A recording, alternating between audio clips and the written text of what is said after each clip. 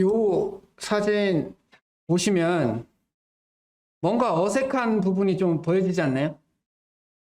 이분의 오른팔이 굉장히 말라 있죠. 그리고 굉장히 좀 아파 보이시지 않나요? 팔만 봤을 때. 그리고 손가락도 그렇게 편안해 보이시지는 않는 상태인 것 같습니다. 보면 이분이 어떤 분이시냐면 힌두교의 그 수도승 중에 한 분이신데요. 45년 동안 오른팔을 들고 계셨어요. 45년 동안 오른팔을 들어서 자신의 신에게 세계의 평화를 염원하면서 45년 동안 손을 들고 있었습니다. 제가 이걸 뉴스로 이제 봤는데 뭔가 답답한 무언가가 느껴졌어요. 뭔가 이분의 신앙의 양이라는 관점에서 보면 여기 계신 그 누구보다 엄청난 희생을 했다라는 생각을 좀 합니다. 근데 질이라는 관점에서 보면, 방향이라는 관점에서 보면 참 답답하다라는 생각이 들어요. 또 인간적인 관점에서도 손을 들고 있는 것으로 세계 평화를 유지하기보다 그냥 옆집의 사람들에게 더 배려하고 더 사랑하는 게 실질적으로 세계 평화에 더 기여하는 부분이 아닐까라는 생각을 하면서 참 답답한 느낌이 들었어요. 여러분들 생각은 어떠신지 모르겠어요. 이분의 오른팔은 이제 더 이상 쓸 수 없다라고 합니다. 앞으로 근데 죽을 때까지 계속 이렇게 계시겠다라고 주장을 하세요. 그래서 이분의 신앙은 자신의 기준에 맞췄을 때 참 신실하다라고 생각이 됩니다. 근데 우리가 이것을 다른 신앙이다라고 이야기하긴 라고 생각합니다. 또 다른 사진을 볼게요. 이 사진을 보시면 이 벽이 무슨 벽인지 혹시 아실 수도 있는데 통곡의 벽이라는 겁니다. 예루살렘에 가면 이제 AD 70년에 예루살렘 성이 다 무너질 때 디도스 장군이 로마의 그 힘을 과시하기 위해서 이 성벽 벽을 남겨뒀어요. 그래서 유대인들은 이 통곡의 벽에 와서 자신들이 원하는 것들을 기도하기도 합니다. 사진에서 발견하실 수 있을지 모르겠지만 그 벽과 벽 틈새에 하얀 게 보이실 거예요. 이게 뭘까요? 기도 제목들입니다. 자신의 기도 제목들을 그 통곡의 벽에 하나하나 띄워놨어요. 그래서 하얗습니다. 틈새가. 그런데 또 흥미로운 건 이 하나님을 믿는 사람들 중에 통곡의 벽에 이렇게 자기의 기도 제목을 넣어놓으면 기도가 잘 응답된다고 생각하는 사람들이, 그래서 그것을 이용해서 통곡의 벽 옆에서 팩스 머신을 이제 준비해 놓고 각 세계에 있는 사람들이 그쪽으로 팩스를 보내요. 문자, 내 기도 제목들을 보냅니다. 그러면 거기서 팩스로 출력을 해서요. 그걸 접어서 여기에 꼽아줍니다. 좀 흥미롭죠? 그래서 제가 이 부분에 이 뉴스를 볼 때는 제 마음속에 또 답답함이 들었어요. 이들이 하나님에 대해서 믿음의 방향, 믿음의 대상에서는 맞다라고 생각합니다. 그런데 믿는 방식이 잘못되어 있어요. 이들은 내가 하나님을 믿을 때 하나님께서 내게 원하시는 것을 주는 것에 초점이 맞춰져 있어요. 내가 좀 더 수고해서 하나님께 무언가를 아뢰면 하나님께서 내게 그것을 들어줄 것이다 라고 생각하는 부분이 있습니다. 이런 믿음은 사실 모든 종교에 다 퍼져 있어요. 이 지구상에 2만 개가 넘는 종교가 있다라고 얘기해요. 근데 그 종교들 가운데 공통점이 하나 있다면 무언가를 바라는 게 있습니다. 그 종교를 통해서 무언가 바라는 것들이 있어요. 그래서 그 바라는 것들을 이루는 것이 그 2만 개에 있는 종교들이 가지고 있는 특징 중에 하나예요. 근데 우리가 이것을 정말 맞다라고 이야기할 수 있을까요? 우리가 믿고 있는 신앙에 대해서 이런 식으로 우리가 신앙을 가지고 있다면 우리가 정말 다른 믿음들과 구분되는 하나님께서 말씀하시는 그 거룩함과 구별과 그것을 누리고 있는 참 진리라고 이야기할 수 있을까라고 생각합니다. 그래서 믿음에는 다른 믿음이라고 이야기하면 이 부분이 굉장히 중요할 것이다라고 생각합니다. 그것은 두 가지가 있는데요. 하나는 내가 믿고 있는 것이 잘못된 것을 믿고 있는가의 문제. 또 다른 하나는 내가 믿고 있는 것을 제대로 믿고 있는가의 문제입니다. 다시 쉽게 이야기하면 잘못된 것을 믿고 있는가 아니면 무언가를 잘못된 방법으로 믿고 있는가 두 가지. 우리에게 믿음이라는 것이 있다면 모든 사람에게 믿음은 있습니다. 지구상에 존재하는 모든 사람에게 믿음이 존재해요. 그렇다면 중요한 것은 내가 바르게 믿고 있느냐의 문제입니다. 그럼 바르게 믿고 있느냐라는 문제는 두 가지예요. 믿음의 대상이 바른가? 바른 대상에 대해서 바르게 믿고 있는가? 두 가지입니다. 이 두 가지가 제대로 이루어지면 우리는 참된 신앙 혹은 바른 신앙이라고 이야기해요. 우리가 바른 믿음을 가지고 있을지라도 바른 신앙, 바른 대상에 대한 믿음이 있을지라도 믿는 방법이 틀렸으면 그것도 틀린 반대로 바르게 믿고 있지만 대상이 틀리면 그것도 못된 거예요. 오늘 우리가 믿음의 회복이라는 주제로 말씀을 나누기를 원합니다. 많은 사람들이 무언가를 믿고 있기 때문에 어떤 이유로 자신감이 있고 어떤 이유로 행복이 있고 어떤 이유로 위로가 될 줄로 알아요. 근데 그 믿음이 정말 바른 믿음인가에 대해서 돌아볼 필요가 있습니다. 의외로 많은 그리스도인들이 내가 믿고 있는 것들에 대해서 착각하고 있는 경우가 굉장히 많다라는 생각을 해봅니다. 성경에서도 그 부분에 대해서 경고하고 있죠. 주여 주여 하는 자마다 다 나에게로 올 것이 아니다라고 이야기했어요. 이 말씀은 너희들이 믿는다라고 주장하는 그 믿음이 사실 나하고는 아무런 상관이 없다라고 말씀하고 계십니다. 우리의 믿음들을 제대로 돌이켜볼 수 있었으면 좋겠습니다. 본문의 말씀은 요한복음 20장입니다. 24절과 31절, 24절부터 31절의 말씀 제가 봉독하도록 하겠습니다. 요한복음 20장 24절에서 31절까지 봉독해 드리도록 하겠습니다. 12 제자 중에 하나로서 디드모라 불리는 도마는 예수께서 오셨을 때에 함께 있지 아니한지라. 다른 제자들이 그에게 이르되 우리가 주를 보았노라 하니 도마가 이르되 내가 그의 손에 못자국을 보며 내 손가락을 그 못자국에 넣으며 내 손을 그 옆구리에 넣어보지 않고는 믿지 아니하겠노라 하니라.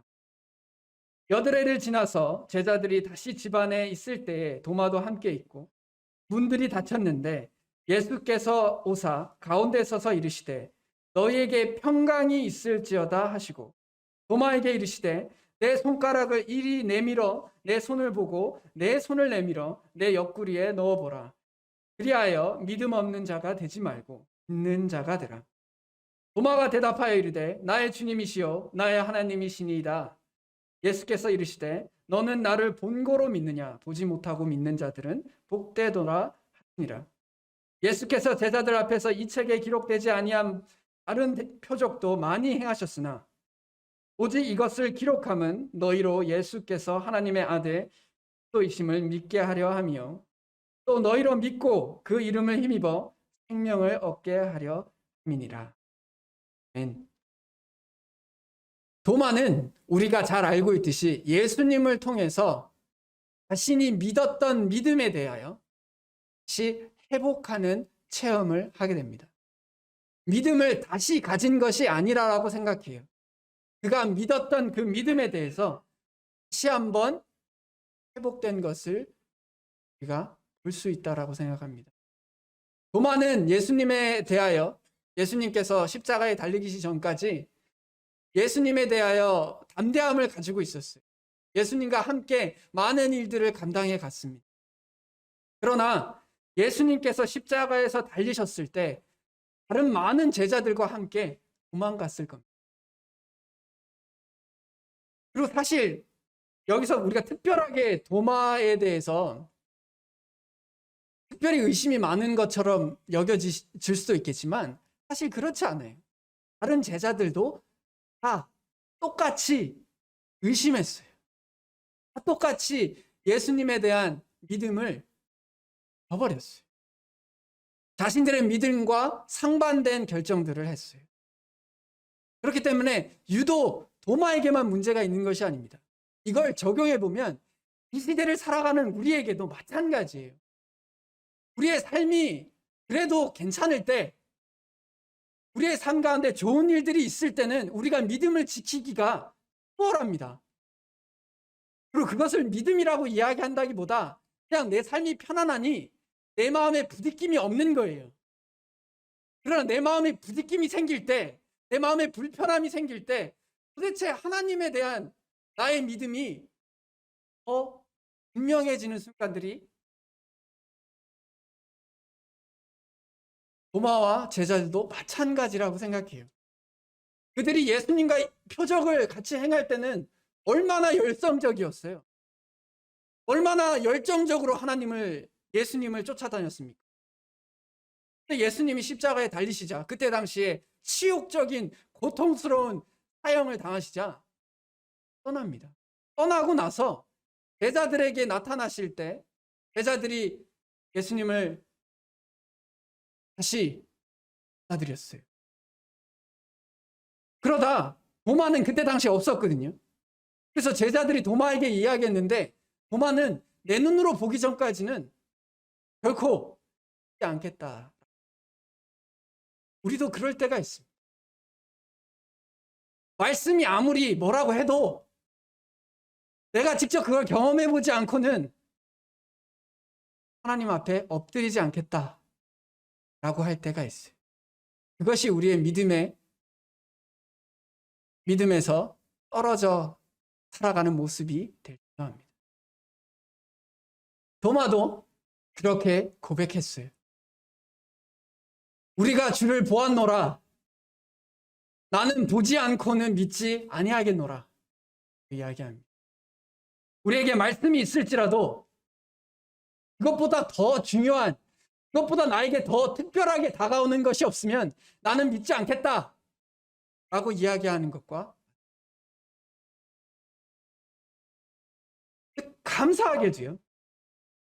감사하게도 우리에게 하시는 것처럼 도마에게도 예수님께서 이렇게 하십니다. 내 손가락을 이리 내밀어 내 손을 보고 내 손을 내밀어 내 옆구리에 넣어보라. 그리하여 믿음 없는 자가 되지 말고 믿는 자가 되라라고. 이게 얼마나 친절한 것입니까? 예수님께서 3년을 제자들과 보낼 때 얼마나 많은 기적들을 보내고 얼마나 많은 사랑과 가르침을 했어요.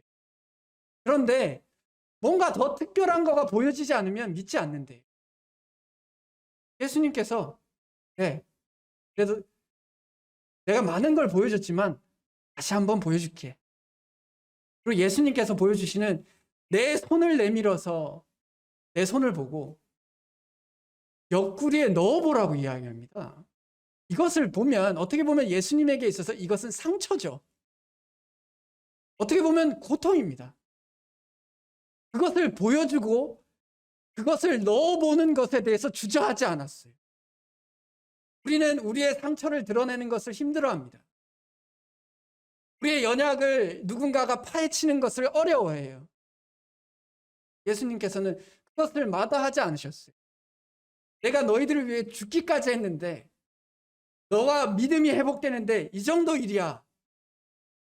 뭐가 어려우랴. 그것을 해주셨어요. 결국 우리가 믿는 대상이 어떤 분이신가에 대해서 다시 한번 기억하게 해주셨어요. 우리도 믿음을 가질 때 내가 믿고 계신 분이 어떤 분인지에 대해서 기억해야 합니다. 내가 믿고 있는 분은 참 하나님이다라는 것을 신 가운데 나가야 한다고 생각합니다. 우리 가운데 이 부분이 어색하게 받아들여지시거나 확신처럼 느껴지지 않을 때 우리가 한번 우리가 믿고 있는 하나님이 진짜 하나님인지, 우리가 믿고 있는 예수님이 정말 우리의 죄를 감당할 수 있는 분이신지 한번 생각해 보시면 좋겠습니다. 믿음에 대한 논증은 신은 존재하는가라는 질문부터 나옵니다. 신은 존재합니까? 라는 질문을 던졌을 때 우리에게 한번 물어봐야 돼요. 정말 신이 존재합니까? 에 대한 근거는 예수님께서 그 상처를 보여주신 것처럼 신이 존재한다는 증거는 우리 자신을 바라보세요. 만물을 보십시오. 오늘 아침에 대부분의 분들이 거울을 보고 오셨을 텐데 내가 존재하는 게 과연 어디서 왔는가에서 생각해 보면 절대자는 있을 수밖에 없어요. 신은 존재하는가? 예, 신은 존재합니다. 왜냐? 내가 있기 때문에. 나라는 존재가 있으려면 나를 만든 자가 있어야 합니다. 이건 단순한 논리지만 굉장히 분명한 논리입니다. 그러므로 신은 존재합니다. 그렇다면 두 번째 질문은 그 신이 야훼 하나님인가?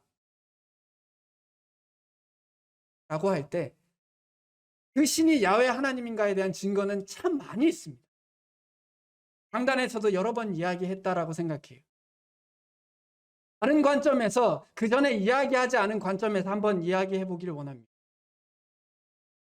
어떤 존재가 정말 존재하는가에 대한, 신뢰할 수 있는가에 대한 문제는 그 사람이, 그 존재가 어떤 말을 했는가, 그리고 그 말의 가치가 얼마나 가치를 가지고 있는가를 알 때 우리가 확신할 수 있습니다.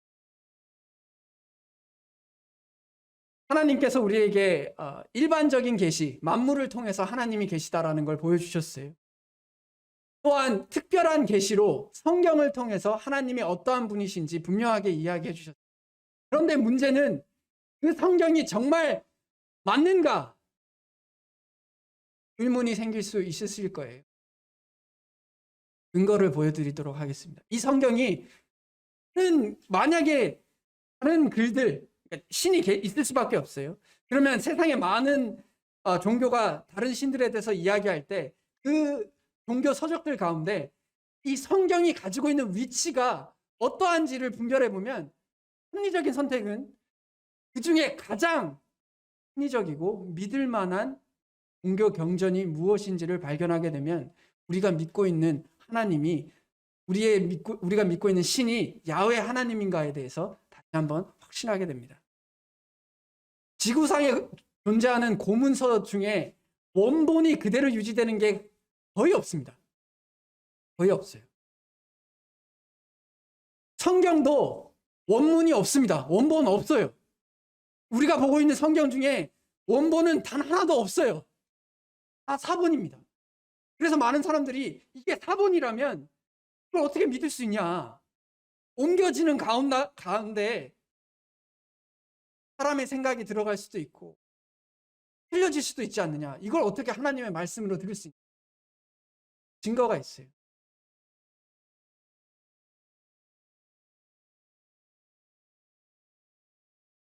어느 정도 보이실 것이다라고 생각이 드는데요. 여기 있는 내용들을 보면 고문서에 대해서 사본의 양과 원본과 사본 사이의 간격, 그것들을 설명해 놓고 있습니다. 세상에 많은 사본들이 있는데 결론은 성경만큼 방대하며 성경만큼 원본과 사본 간의 간격이 짧은 사본은 이 지구상의 역사 가운데 존재하지 않아요. 독보적입니다. 말 그대로 비교조차 되지 않아요. 지구상에서 가장 많이 언급되는 고대 문서 중에 사본 중에 일리어드라는 게 있습니다. 호메르가 쓴. 이게 많이 언급이 되는데요. 왜냐하면 고문서 치고는 문서 사본 양이 많거든요. 약 543개 정도의 사본이 있는데요. 신약 성경은 몇 개가 있냐면 25,000개가 있습니다. 25,000개. 비교가 안 돼요. 비교가 안 됩니다. 그렇다면 지구상에 있는 모든 종교 경전과 비교해 봤을 때 성경만큼 온전하게 보존되어져 있는 종교 경전이 존재하지 않아요.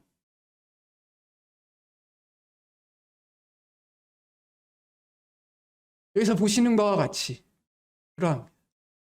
그렇다면 우리가 합리적인 선택을 하자면 당연히 성경에서 말씀하시는 하나님이 만물을 창조하신 신이다라는 것에 한 표를 던질 수밖에 없다라고 생각해요. 그래서 우리가 믿고 계신 하나님은 정말 살아계신 하나님이십니다. 그 다음 문제는 이거예요. 그런 하나님과 내가 어떤 관계를 맺을 수 있을까? 다시 어떻게 하나님께로 돌아갈 수 있을까? 즉 우리에게 있어서 예수님은 누구신가에 대한 문제입니다. 그리고 이분을 내가 정말 믿을 수 있는가? 예수님이 정말 과거에 존재했는가에 대한 확신이 안 생길 때가 있어요. 성경에서 그렇게 말하고 있지만 의심이 생길 때가 있어요. 그러면 성경 밖에서 성경의 영향을 받지 않은 사람이 예수님에 대해서 성경과 같은 이야기를 하고 있다면 우리는 우리의 믿음이 한층 확고해질 수 있다고 생각합니다. 글자가 작아서 죄송한데 이 실질로 요세푸스의 유대 고대사 원문을 한국어로 번역한 내용이에요. 이 내용을 보면 이 요세푸스라는 사람이 이렇게 적었어요. 예수라고 하는 현자 한 사람이 살았다.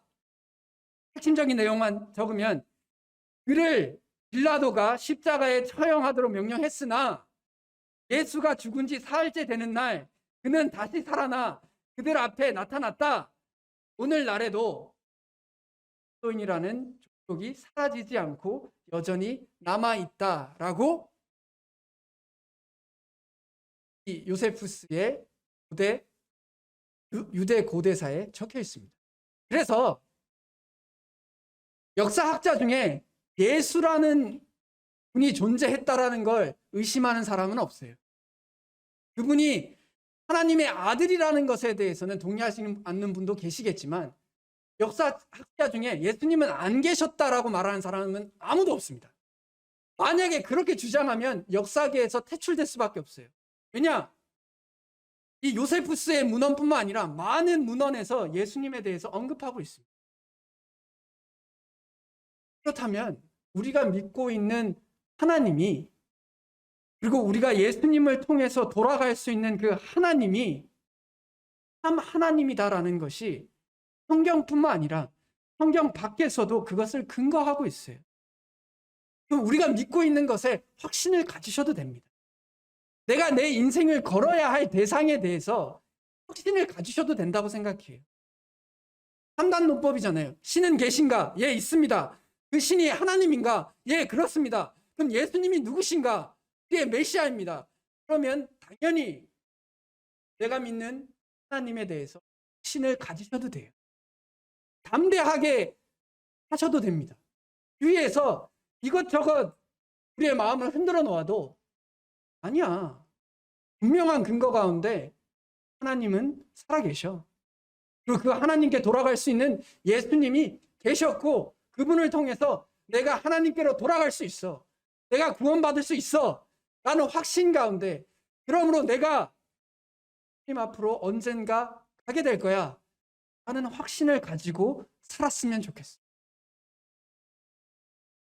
우리의 믿음이 바람에 흔들리는 촛불이 아니었으면 좋겠습니다. 제 자신을 포함해서요. 지금 주변에서 혼란스러운 일들이 일어나요. 그럴 때 우리 마음속에 이 모든 것을 하나님께서 주관하고 계시다는 것을 믿었으면 좋겠어요. 왜냐? 하나님은 참 하나님이시거든요. 이제 도마가 예수님 당신이 정말 하나님이신가에 대한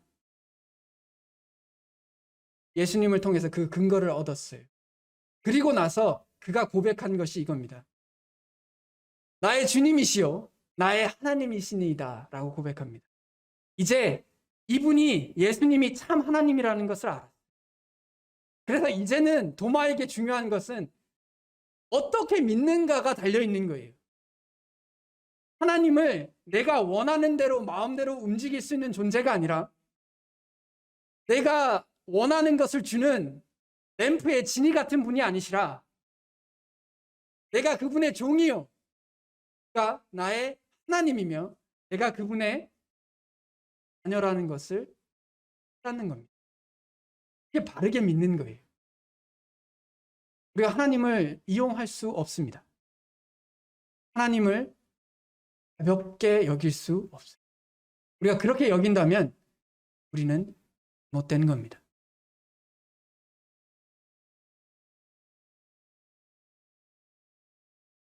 우리의 믿음이 여기 계신 분들 가운데 나의 믿음이 그리고 그리스도인이라고 했을 때 나의 믿음이 점점 자라나는 것에 대해서 난 싫어. 난 믿음이 자라나고 싶지 않아. 라고 생각하는 분은 없을 줄로 알아요.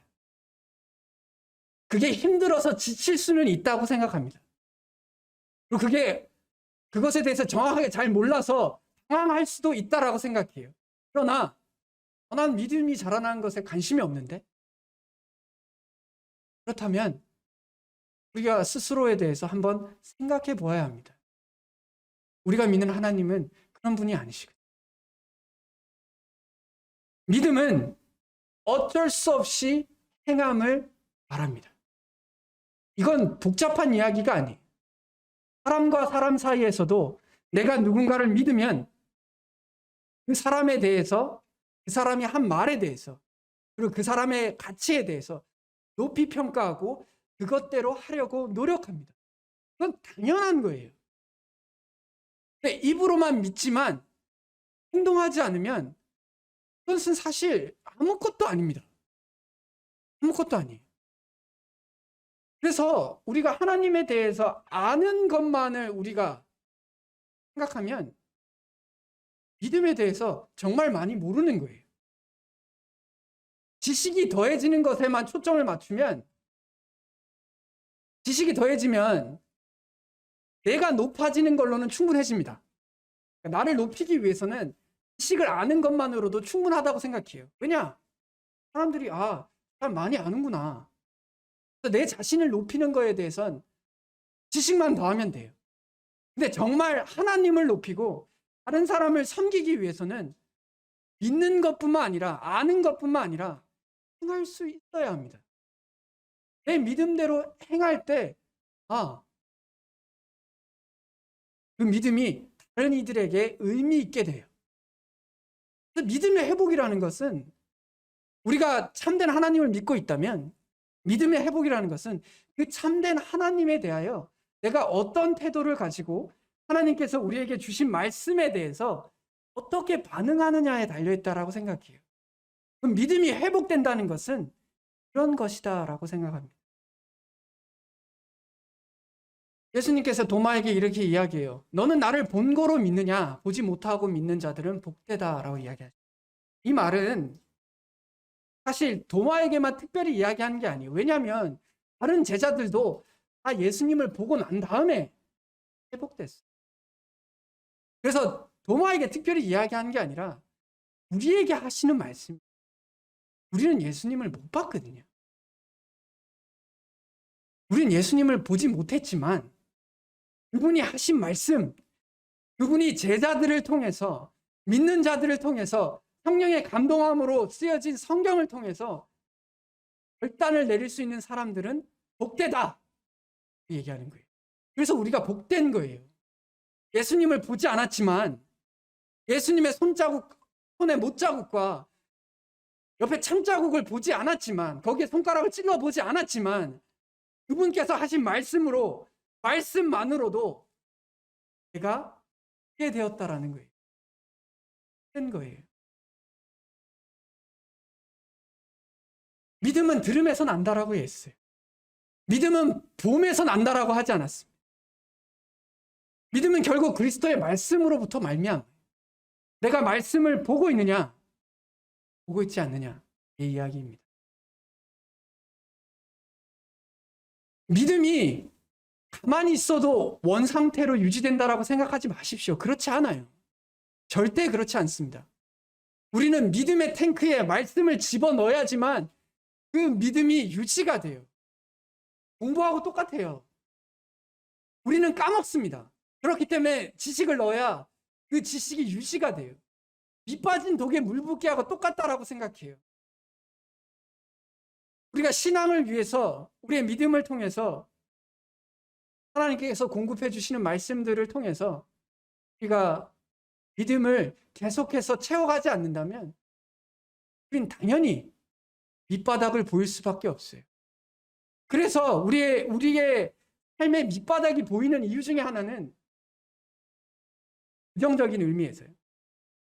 밑바닥이 보여지는 이유는 결국 우리의 믿음의 독이 더 이상 채워 넣는 것을 대리했기 때문에 그렇습니다. 물론 제가 이렇게 말씀드리는 것의 본질은 일반적인 상황에 대해서 말씀드리고 있는 거예요. 백부장에 대해서 이야기를 한번 해보면, 백부장은 이렇게 이야기합니다. 나한테 예수님께서 직접 오셔서 할 것도 없어. 그냥 말씀만 하세요. 당신의 말씀의 권위를 내가 인정합니다. 그래서 말씀만으로 이루어질 것을 알아요. 우리가 하나님께서 나에게 어떤 이적을 행하시거나 특별한 것을 해주지 않아도 말씀만으로 충분해요. 충분합니다. 예수님께서 이렇게 얘기해요. 이만한 믿음을 보지 못했다. 내가 믿음의 행동을 하는데 말씀만으로 충분하다라는 거예요. 하나님께서 내게 이것을 주셔야 되고, 저것도 해결해 주셔야 되고, 이것도 해주셔야 제가 하나님의 권위를 인정하겠습니다. 라는 것은 믿음으로서 참 초라하다는 것을 생각해 볼 수 있습니다. 칭찬받는 믿음은 말씀만으로 충분하다는 거예요. 말씀이 그러함으로 정말 그러하구나 라고 생각할 수 있는 겁니다. 그래서 말씀에 대해서 좀 진지하게 생각해 주셨으면 좋겠어요. 말씀에 대해서 가깝게 여기셨으면 좋겠어요. 유튜브에서 하시는 말씀 들으세요. 제발 들으세요. 강단에 있는 말씀만 들으라는 얘기 아니에요. 제가 그 유튜브에 있는 말씀 들으면 저도 유익이 되고, 거기서 이야기하시는 말씀들 교회에 다 유익이 돼요. 교회에 오지 않고 유튜브에서 말씀 듣는 걸 충분하다? 저는 이게 모순이라고 생각하는 이유가, 제가 들었던 유튜브에 있는 말씀들은 교회에서 신앙을 잘 다져가라라고 이야기하고 있거든요. 유튜브를 보면서 교회 공동체 생활은 별로 하지 않아도 되는데요 라고 이야기하는 건, 제가 솔직히 말씀드리면 그걸 안 보고 있다라고 생각해요. 말씀 안 듣고 계시다라고 생각합니다. 정말 말씀을 듣고 계시면 그런 결론이 나올 수가 없어요. 그러므로 어느 통로를 원하든지 간에 말씀을 보세요. 그 말씀에 대해서 믿으십시오. 그리고 이 도마가 이 8일이라는 기간 동안 의심 가운데 살았던 그 삶을 이제 경험하지 않는 방법 중에 하나는 도마가 8일 전에 제자들과 함께 있었으면 8일 동안 의심하는 삶을 살지 않았겠죠. 우리도 마찬가지예요. 우리가 공동체 안에 모여 있을 때 하나님의 은혜가 함께 합니다. 공동체 안에 모여 있다는 것은 우리의 몸이 교회 안에 꼭 머물러 있는 것만을 이야기하지 않는다고 생각해요. 우리가 각자의 자리에서 함께 있지만 공동체에 대하여 이 공동체의 소중함과 이 공동체가 어떻게 유지되고 있고 이 안에 공동체들이 어떤 삶들을 살아가고 있으며 이 안에서 하나님의 영광이 어떻게 드러나고 있는지 관심을 가지고 있는 것이다라고 생각해요. 도마도 그랬더라면 8일간 의심하는 일은 있지 않았을까? 우리가 공동체 안에서 하나님을 섬겨가다 보면 공동체로 인하여 하나님께서 믿음을 더해주는 경우가 굉장히 많습니다. 공동체이기 때문에 하나님께서 역사하시는 것이 너무도 많습니다. 공동체를 떠났을 때 우리의 믿음이 식어가는 걸 우리는 경험해 보지 않습니다. 그러니 우리가 말씀을 통해서 우리의 믿음이 자라나고 공동체 안에서 같이 교제하고 공동체의 소중함을 가진 상태에서 살아갈 수 있었으면 좋겠습니다. 그래서 믿음은 살아계신 하나님을 신뢰하는 선택의 연속입니다. 선택하세요.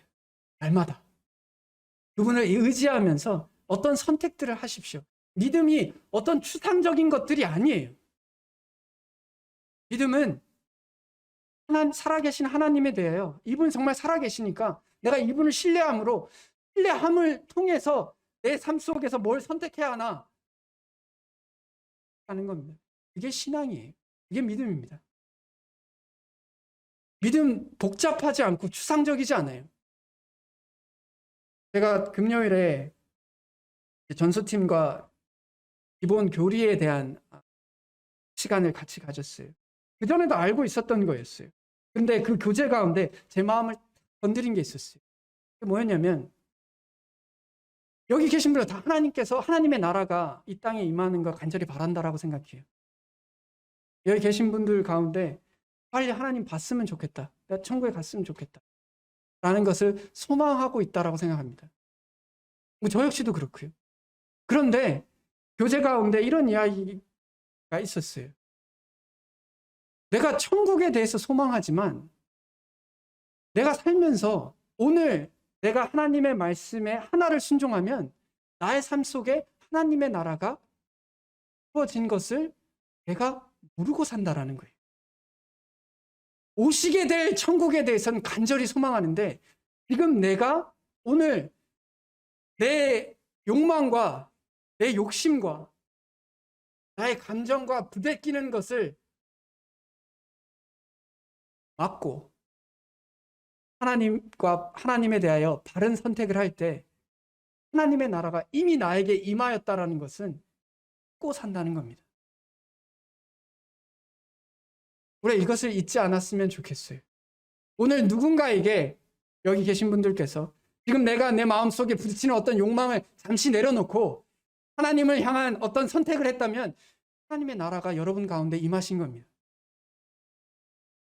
내가 불편해하는 대상이 있는데 안부를 물어요. 하나님의 나라가 임하신 거예요. 내가 걱정하고 있는 무언가가 있어요. 근데 하나님으로 인하여 내가 평안을 누립니다. 라고 한다면 나라가 이미 임하였어요.